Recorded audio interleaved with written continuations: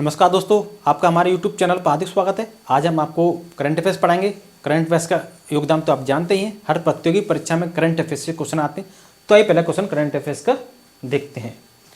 हाल ही में किस देश के सशस्त्र बलों को उनके उत्कृष्ट प्रदर्शन के लिए प्रतिष्ठित गोल्डन आउल पुरस्कार से सम्मानित किया गया है? तो ये भारत के हैं। कहाँ के हैं ये? भारत के हैं। भारत के हैं। और आपको बता दें कि सशस्त्र बलों के 3 अधिकारियों को उनको उत्कृष्ट प्रदर्शन के लिए प्रतिष्ठित गोल्डन आउल पुरस्कार से सम्मानित किया गया है। और श्रीलंका के राष्ट्रपति रानिल विक्रमसिंघे द्वारा ये पुरस्कार प्रदान किया गया है। यह पुरस्कार विश्लेषणात्मक कौशल, रणनीतिक सोच और भविष्य के नेतृत्व के लिए उनकी क्षमता में उनकी असाधारण उपलब्धियों को मान्यता देता है। रानिल विक्रमसिंघे जो कि श्रीलंका के राष्ट्रपति हैं, उन्होंने ये पुरस्कार दिया है। भारतीय जो सशस्त्र बल हैं उनके दिया गया है। नेक्स्ट क्वेश्चन, साहित्य अकादमी पुरस्कार 2023 में किस उपन्यासकार को अंग्रेजी भाषा का पुरस्कार मिला है? तो ये नीलम शरण गौर हैं। अंग्रेजी भाषा का साहित्य का पुरस्कार मिला है। साहित्य अकादमी ने प्रतिष्ठित 2023 के जो पुरस्कार दिए हैं उनमें हिंदी के लिए संजीव को, और अंग्रेजी के लिए नीलम शरण गौर, और पंजाबी के लिए स्वर्णजीत सभी, उर्दू के लिए सादिका नवाब शहर को ये पुरस्कार दिए गए। और साहित्य अकादमी ने यह पुरस्कार सभी 24 भारतीय भाषाओं के लिए घोषित किए गए हैं। नेक्स्ट क्वेश्चन है हमारा, हाल ही में कौन 24.75 करोड़ रुपए में खरीदे जाने वाले IPL इतिहास के अब तक के सबसे महंगे खिलाड़ी बने हैं? वो बने हैं मिचेल स्टार्क बने हैं, जो कि ऑस्ट्रेलिया के हैं। इससे पहले पैट कमिंस बने थे इसी IPL 2024 में, फिर उसके बाद ही मिचेल स्टार्क बन गए सबसे महंगे खिलाड़ी। Next question, national sports award 2023 में कितने एथलीट्स को अर्जुन अवार्ड देने की घोषणा हुई है? तो 26 एथलीट को अर्जुन अवार्ड देने की घोषणा हुई है। और आपको बता दें कि मेजर ध्यानचंद खेल रत्न अवार्ड चिराग शेट्टी और सात्विक साईराज रैंकी रेड्डी को मिला है। शब्द JN.1 और प्रोला जो हाल ही में खबरों में बन रहे थे, निम्नलिखित में किससे संबंधित हैं? वायरस कोविड-19, SARS-CoV-2 और निपाह। तो कोविड-19 से संबंधित है ये। अभी आपको बता दें कि भारतीय अधिकारियों ने केरल के एक मरीज में कोविड-19 वायरस के एक नए उपसंस्करण JN.1 की उपस्थिति की पुष्टि की है।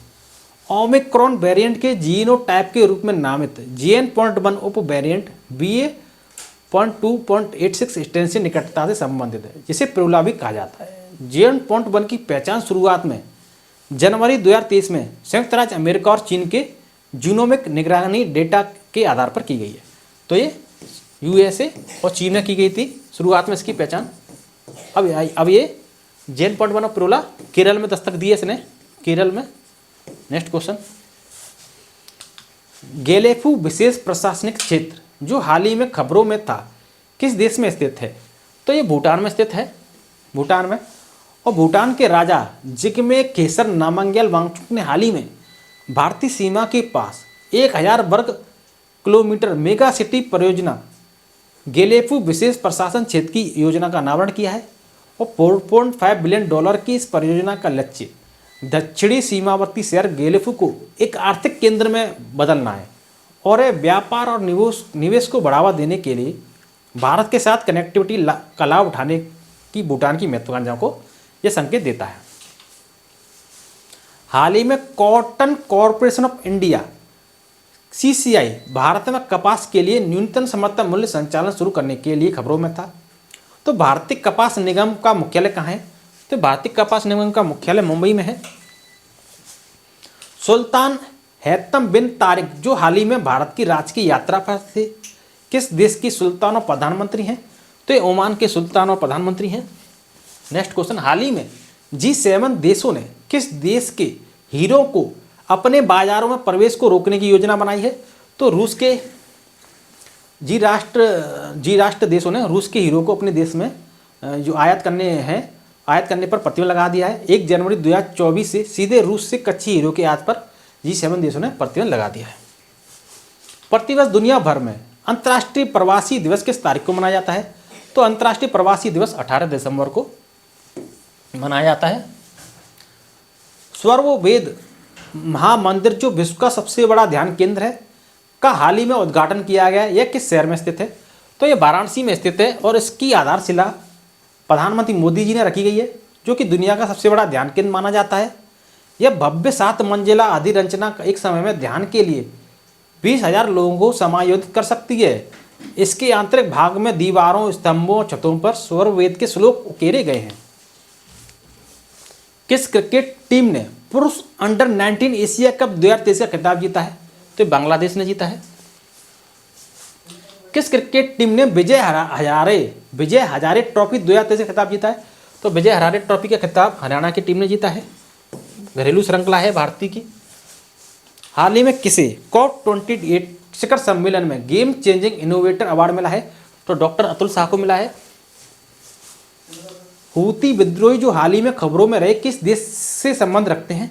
तो यमन से संबंध रखते हैं और एक शिया इस्लामी राजनीतिक और सैन्य संगठन है। हाल ही में किस देश ने AI पर वैश्विक साझेदारी की मेजबानी की है? आर्टिफिशियल इंटेलिजेंस पर? तो भारत ने की है, वो भी नई दिल्ली में की है ये। ठीक है, नेक्स्ट क्वेश्चन। हाल ही में जारी वैश्विक प्रदूषण रैंकिंग में कौन शीर्ष पर रहा है? तो पाकिस्तान का लाहौर रहा है शीर्ष पर। किस सुंदरी ने मिस इंडिया USA 2023 का खिताब जीता है? तो रिजुल सैनी ने जीता है। हाल ही में दुनिया की तीसरी सबसे मूल्यवान तंबाकू कंपनी कौन सी बनी है? तो ITC लिमिटेड है ये। हाल ही में किस देश ने मिस्र के साथ मिलकर MISSAT-2 सैटेलाइट लॉन्च की है? तो चीन ने की है ये। हाल ही में जयपुर वैक्स म्यूजियम में किसकी मोम की प्रतिमा स्थापित की गई है? तो डॉक्टर भीमराव अम्बेडकर की जी। हाल ही में सीमा पर अशांति बढ़ने पर थाईलैंड और किस देश द्वारा एक टास्क फोर्स गठित किया गया है? तो थाईलैंड और म्यांमार के द्वारा घोषित किया गया है। हाल ही में संयुक्त राष्ट्र ने कहा 10 वर्षों बाद शांति मिशन को आधिकारिक तौर पर समाप्त कर दिया है? तो माली में कर दिया है। हाल ही में अमेरिकी सरकार द्वारा किसे 2023 अंतर्राष्ट्रीय भ्रष्टाचार विरोधी चैंपियन नामित किया गया? तो निखिल डे को नामित किया गया। हाल ही में किस देश ने दुनिया का पहला 4थी पीढ़ी का परमाणु रिएक्टर शुरू किया है? तो चीन ने शुरू किया है। हाल ही में किस IIT ने पारनी से आर्सेनिक और धातु आयनों को उठाने के लिए एक अमृत तकनीक विकसित की है? तो IIT मद्रास ने विकसित की है। हाल ही में किसने 2 नई परमाणु ऊर्जा चालित पनडुब्बियों का अनावरण किया है? वो रूस ने किया है। हाल ही में किस देश ने काला जार का उन्मूलन किया है? तो बांग्लादेश ने किया है। हाल ही में किस देश ने पृथ्वी पर सबसे गहरी प्रयोगशाला शुरू की है? वो चीन ने की है। हाल ही में कौन इटली के द ऑर्डर ऑफ मेरिट से सम्मानित हुए हैं? तो कबीर बेदी हुए हैं। आशा करता हूं कि आपको हमारा वीडियो अच्छा लगा होगा। यदि आपको हमारा वीडियो अच्छा लगा हो तो वीडियो को लाइक एंड शेयर जरूर करें, चैनल को सब्सक्राइब करें, कमेंट बॉक्स में कमेंट करें। तब तक के लिए धन्यवाद।